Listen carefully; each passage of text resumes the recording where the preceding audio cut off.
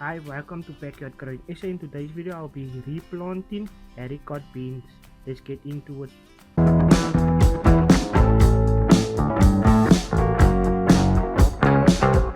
Okay guys, so here's the area I'll be planting them over here.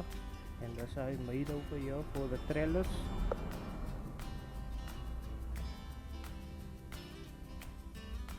I just realized now you can't see the white rope by the white wall, but anyways, yeah, you can see.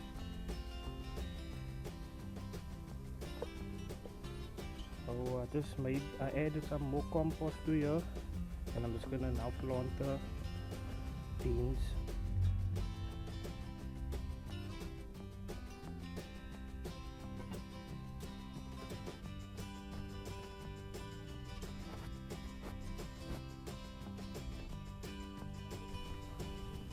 Okay, so here's the haricot beans. Let's get them transplanted over.